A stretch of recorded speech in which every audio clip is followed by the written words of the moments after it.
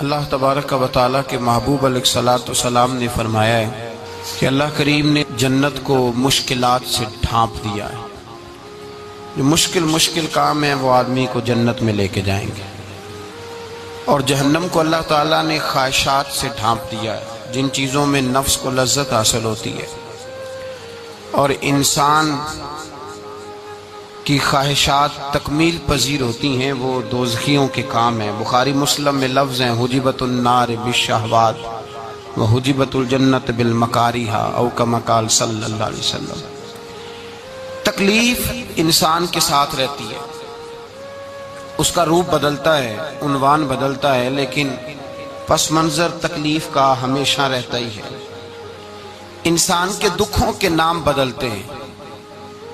کبھی دکھ یہ ہوتا ہے کہ اولاد کوئی نہیں، اور ہونے کے بعد کبھی کبھی یہ دکھ بھی آ جاتا ہے کہ یہ تندرست کیوں نہیں، اور اگر اللہ تعالیٰ صحت دے دے تو پھر کبھی کبھی یہ پریشانی لاحق ہو جاتی ہے کہ یہ تعلیم کیوں نہیں حاصل کر پا رہی، اور اگر وہ سارا کچھ بن سور کے زندگی کامیاب گزارے، لیکن اپنی شادی کے بعد، اپنی دولت کے بعد، اپنی نوکری کے بعد اگر پلٹ کر باپ کی طرف نہ دیکھے اور رات کو واپس آئے ڈیوٹی سے تو ماں کے کمرے کے آگے سے چپکے سے گزر جائے، وہ جو تکلیف ہوتی ہے وہ سارے دکھوں سے زیادہ سخت ہوتی ہے۔ باغ تیرے دی کر کر راکھی میں ساری عمر گزاری، تو جدوں میں باغ پکن تے آیا تے لے گئے ہور بپاری، پھر اور تکلیف ہوتی ہے۔ دکھ کا رنگ بدلتا ہے، لیکن دکھ آدمی کے ساتھ رہتے ہیں۔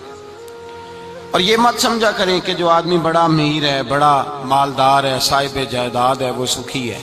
پلٹ کے کبھی پوچھیں تو صحیح اس سے، اس کے حالات کس طرح کے ہیں۔ تکلیف انسان کے ساتھ رہتی ہے۔ غریب شہر تو فاقوں سے مر گیا، لیکن امیر شہر نے ہیرے سے خودکشی کر لی۔ یہاں امیر غریب ہر آدمی تکلیف میں، لیکن اہل ایمان کو جو رب تعالیٰ نے حکم ارشاد فرمایا وہ بڑا پیارا ہے اور بڑا میٹھا ہے اور بڑا سمجھنے والا ہے۔ اللہ تبارک و تعالیٰ نے مشکلات ہر آدمی کے ساتھ، لیکن ایماندار کو، رسول اللہ صلی اللہ علیہ وسلم کے غلام کو، نبی پاک کے کلمہ پڑھنے والے کو جو رنگ عطا کیا ہے وہ بڑا منفرد ہے۔ فرمایا فَإِنَّ مَعَ الْعُسْرِ يُسْرًا، بے شک میں نے ہر مشکل کے ساتھ آسانی رکھی ہوئی ہے۔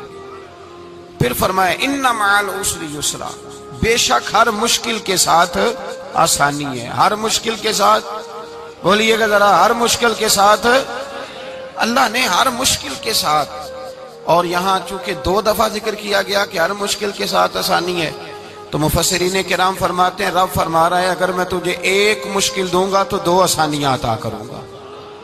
اگر 1 مشکل آئے گی تو کتنی آسانیاں ملیں گی؟ 2 آسانیاں دوں گا اگر 1 مشکل آئے۔ انسان کو جو مشکلات آتی ہیں نا، اگر کسی شخص کو پتہ چل جائے نا کہ یہ سامنے والا پل میں نے گزرنا ہے تو اس پار میری اپنی جائیداد شروع ہو جائے گی، تو وہ پل گزرنا اس کے لیے مشکل نہیں رہتا۔ اگر کسی کو پتہ چل جائے کہ بس یہ 2 سڑکیں ہیں میں نے عبور کرنی ہے، پھر میرے لیے سفر آسان ہو جائے، تو وہ جھٹ پٹ گزر جاتا ہے، نہ دھوپ دیکھتا ہے، نہ تھکاوٹ دیکھتا ہے، نہ رش دیکھتا ہے، نہ گاڑیوں کی ریل پیل دیکھتا ہے، گزر جاتا ہے۔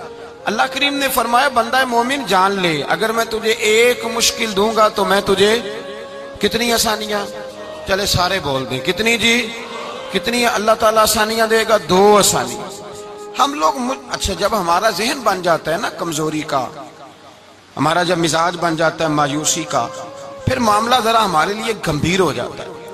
اگر ہم یہ ذہن بنائے نا کہ مشکل میرے اللہ کی طرف سے آئی ہے تو وہ مجھے آسانی بھی ضرور عطا کرے گا، تو پھر اللہ ضرور ہی آسانیاں عطا فرماتا ہے۔ اور جو مشکلات زندگی میں آتی ہیں نا، حضرت مولا علی شیر خدا رضی اللہ تعالیٰ عنہ کا بڑا خوبصورت فرمان ہے۔ حضرت علی فرماتے ہیں جب تجھے مشکل آتی ہے تو وہ تجھے رب کا پتہ بتانے آتی ہے، وہ تجھے اللہ کا پتہ بتاتی ہے، اس لیے کہ جب تو سارے اسباب کر لیتا ہے، جو ضرورت ہوتی ہے پوری کرتا ہے، تندرست ہو کے وہ کام کرتا ہے، پھر بھی کام نہیں ہوتا، تو اس کا مطلب ہے کرنے والا تو نہیں، کرنے والا کوئی اور ہے، جو کام کرنے والا کوئی اور ہے۔ تو عزیز بھائی یاد رکھیں ہر مشکل کے ساتھ اللہ نے آسانی رکھی ہوتی ہے۔ اگر اللہ تبارک و تعالیٰ بیماری عطا کرے تو اس کے ساتھ اللہ پھر جو تندرستی دیتا ہے وہ بھی بڑی اعلیٰ عطا فرماتا ہے۔ اگر اللہ کبھی غربت دے تو پھر اس کے بعد جو اللہ تعالیٰ آسانی دیتا ہے وہ بھی بڑی اعلیٰ عطا فرماتا ہے۔ اگر کہیں سے آپ کو دکھ ملتے ہیں تو پھر جب سکھوں کا وقت آتا ہے تو پھر گنے نہیں جاتے۔ یاد رکھیں، مشکلات کے پہلو میں آسانیاں ہوتی ہیں، اور جس آدمی کو مشکل آتی نہیں، میرے نبی کریم سید عالم صلی اللہ علیہ وسلم نے فرمایا مومن کو جو مشکل بھی آتی ہے اللہ اس کی برکت سے اس کے گناہوں کو معاف فرما دیتا ہے، اللہ اس کی برکت سے اس کے گناہوں کو معاف کرتا ہے، یہاں تک کہ حضور نے فرمایا میرے مومن کو کانٹا بھی چبھے تو اللہ تعالیٰ اس کی مشکل کو آسان فرما دیتا ہے۔ عقل مند لوگ عقل والے ہوتے ہیں، سیانے بندے وہ بات کرتے ہیں تو سیانی کر جاتے ہیں۔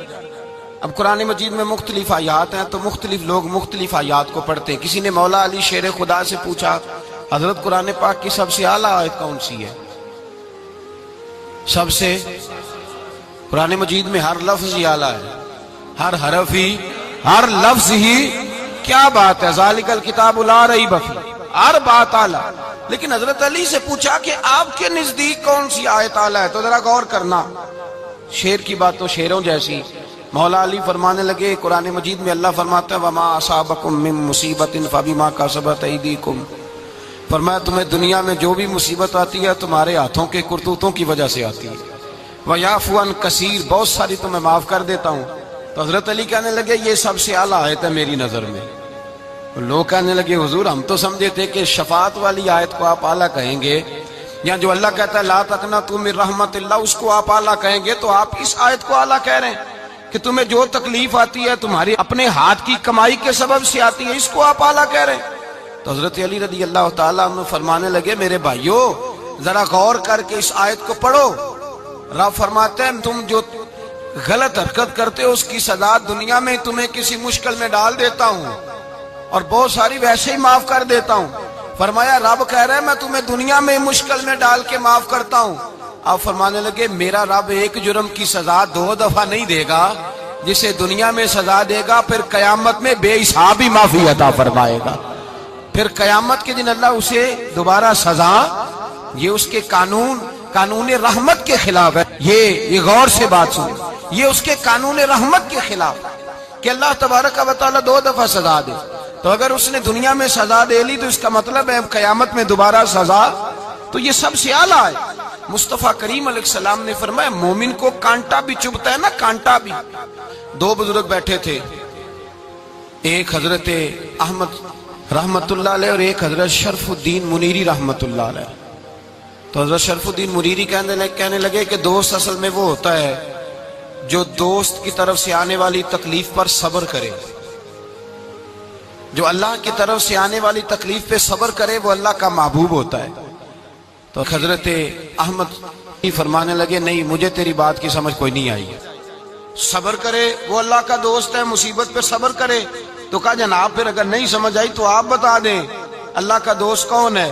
تو آپ فرمانے لگے جو محبوب کی طرف سے آنے والی مصیبت کو اس کا تحفہ سمجھ کے قبول کرے وہ اصل دوست ہوتا ہے، اس کا تحفہ سمجھ کے قبول کرے، اپنے رب کا تحفہ سمجھے، مالک کا تحفہ سمجھے کہ اس نے مجھے تحفہ دیا ہے، مجھے کسی مشکل میں ڈالا ہے۔ تو رب کریم بلا مثال و بلا تشبیہ سمجھانے کے لیے اللہ جب کسی کو مشکل میں ڈالتا ہے، کافروں کو تو اس نے موجیں کرائی ہوئی ہیں، بڑی بڑی سہولتیں دی ہوئی ہیں، مشکل میں ڈب بھی ڈالتا ہے، اپنے نیک بندوں کو ہی ڈالتا ہے۔ نمرود اور فرعون کے پیروں میں کانٹا بھی نہیں چبھتا تھا، ان کو تکلیف نہیں آتی۔ تکلیف کسے آتی تھی؟ اللہ کے نیک بندوں کو تکلیف آتی تھی۔ حضرت رابعہ بصریہ جب تک زندہ رہی تب تک بیمار رہی، جس دن طبیعت ٹھیک ہوتی تو کہتی اے اللہ تو کہیں مجھ سے ناراض تو نہیں ہو گیا، تو کہیں ناراض تو نہیں مولا جب تو مجھے تکلیف دیتا ہے تو میں رو کے تیری عبادت کرتی ہوں، جب مجھے دکھ ہوتے ہیں تو میں سجدے میں تڑپتی، اور خدا بندہ اب تو میں سکھی ہوں، موج میں ہوں، مجھے رونا ہی نہیں آ رہا، تو خدا بندہ تو کہیں ناراض تو نہیں ہو گیا مجھ سے؟ دکھ تو اچھے ہوتے ہیں، دکھ تو پیارے ہوتے ہیں، اور دکھوں کے بعد جو اللہ آسانی دیتا ہے اس آسانی کا پھر کیا ہی کہنا۔ اس حضرت ایوب علی نبینا علیہ الصلوۃ والسلام بیمار رہے، 60 سال اللہ نے تندرستی دی۔ کتنے سال بولے؟ 60 سال، ذرا غور کرنا بات پر، 60 سال علیل رہے۔ پھر بیمار ہو گئے، 18 سال ہو گئے بیمار ہوئے۔ زوجہ کہنے لگی دعا کر لیں آپ کو اللہ صحت دے دے۔ ہمیں اگر کوئی بندہ پوچھ لینا کہ بھائی کبھی کوئی خاص بات تو سناؤ، تو ہم جو ساری زندگی سکھ کے ساتھ سوئے ہوتے ہیں وہ بات نہیں سناتے، وہ جو ایک رات درد سے نیند نہیں آتی اس رات کا قصہ سناتے ہیں، کہتے ہیں وہ میرے الٹے دانت میں درد تھا تو میں ساری رات سو نہیں سکا۔ او بھائی جو ساری زندگی سویا ہے اس کا تو ذکر نہیں کر رہا، اور ایک رات جو تجھے نیند نہیں آ رہی، کسی سے پوچھا جائے، ڈاکٹر کہتے ہیں 360 ہڈیاں ہوتی ہیں وجود میں، کسی سے پوچھا جائے نا تیرا کیا حال ہے تو 359 ہڈیوں کا ذکر نہیں کرتا، جس گھٹنے میں درد ہے اس کا ذکر کرتا ہے، کہتا ہے یہ گھٹنے میں بڑی درد ہے۔ او بھائی باقی 359 ٹھیک ہے نا، ان کی بھی تو کوئی بات سنانا۔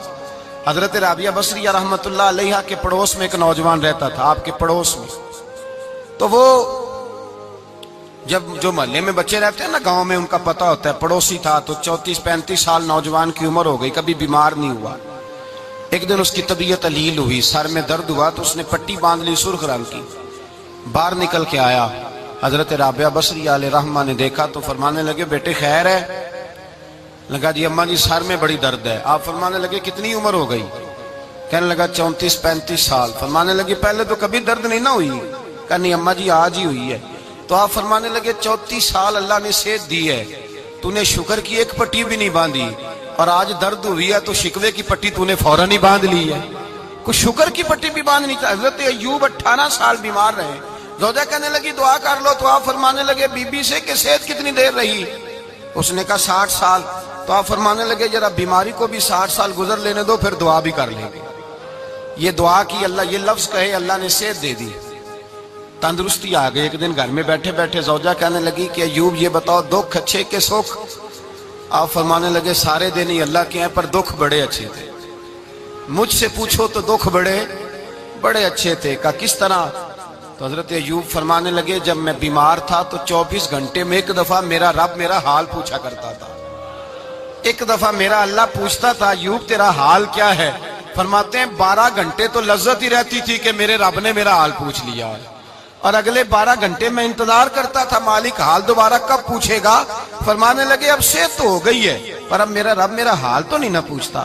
بھائی مشکلات جو ہوتی ہیں وہ تو تجھے سجا دیتی ہیں، سوار دیتی ہیں، تجھے یاد آتا ہے کوئی اپنا، جب تجھے درد ہوتی ہے نا، تکلیف ہوتی ہے، پھر تیرا دل کرتا ہے کوئی کندھا ملے جہاں میں سر رکھ کے رہوں۔ پھر اسی لیے تو کسی درویش سے کسی نے پوچھا تھا اپنا کون ہوتا ہے؟ تو کہا جو تجھے دکھ کے وقت یاد آئے وہ تیرا اپنا ہے، جو تجھے عین آزمائش کے وقت یاد آئے اور تجھے اس کا نمبر فوراً تیرے موبائل پہ چلنے لگے وہ تیرا اپنا سجن ہے، جس کو تو دکھ کے وقت یاد کرے۔ تو بھائی مشکلات کے بعد جو اللہ آسانی دیتا ہے، حضرت ابراہیم کو آگ میں بھی پھینکا گیا، حضرت ابراہیم علیہ السلام کو ستایا بھی گیا، نکالا بھی گیا، لیکن جب ان مشکلات سے گزرے تو میرا رب فرماتا ہے وَإِذِ ابْتَلَىٰ إِبْرَاهِيمَ رَبُّهُ بِكَلِمَاتٍ فَأَتَمَّهُنَّ قَالَ إِنِّي جَاعِلُكَ لِلنَّاسِ إِمَامًا۔ کہا جب ابراہیم پورے اترے تو پھر ہم نے انہیں امام بنا دیا۔ یا اللہ کس طرح کی امامت دی؟ فرمایا میں نے اتنی اعلیٰ شان عطا کی ہے کہ اپنے لاڈلے رسول کو جناب ابراہیم کی نسل میں پیدا فرما دیا ہے، میں نے مصطفیٰ کو ان کی نسل میں پیدا کر دیا۔